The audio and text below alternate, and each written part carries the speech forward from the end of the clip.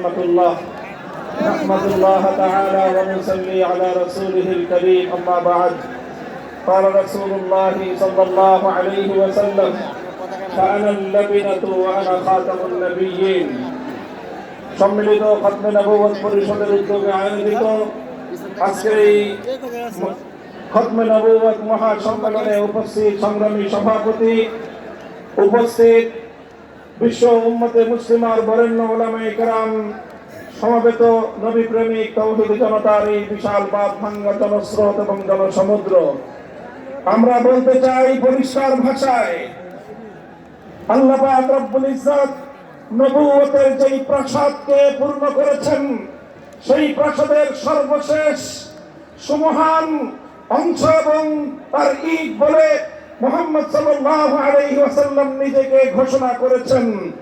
আল্লাহর নবীর পরে ইসলামের নবুয়তের এই সুমহান প্রাসাদে অন্য কেউ যদি নবুয়তের পরিচয় দিতে চায়, সে নবুয়তের এই সুমহান রাজপ্রাসাদের আবর্জনা ময়লা বলে বিবেচিত হবে। ইতিহাসের ঘৃণিত ময়লা আবর্জনা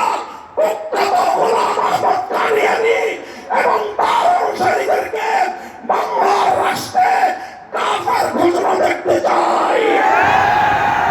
পরিষ্কার বলছি, আমরা 2013 সালের নবী প্রেমিক তাওহীদি জনতার শাপলা চত্বরের রক্তের উপর 24-এর যে বিপ্লব প্রতিষ্ঠিত হয়েছে, সেই বিপ্লব পরবর্তী বাংলার মাটিতে কাদিয়ানীরা মুসলিম ঘোষণা হতেই হবে।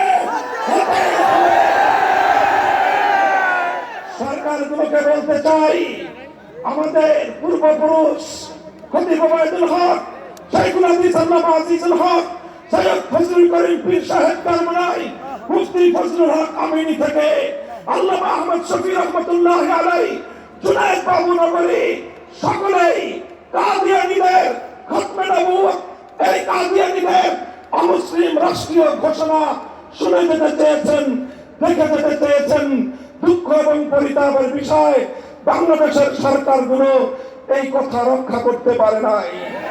আমাদের আমির হেফাজত আল্লামা মুহিবুল্লাহ বাবু নগরী হায়াতে আছেন, তার নেতৃত্বে পীর সাহেব মধুপুর যেটা তুলেছেন, এবার কাদিয়ানীদের অমুসলিম ঘোষণা দাবি আদায় করার জন্য যদি প্রয়োজন হয়, আবার 5 মের মতো ঢাকা অবরোধ করতে হবে।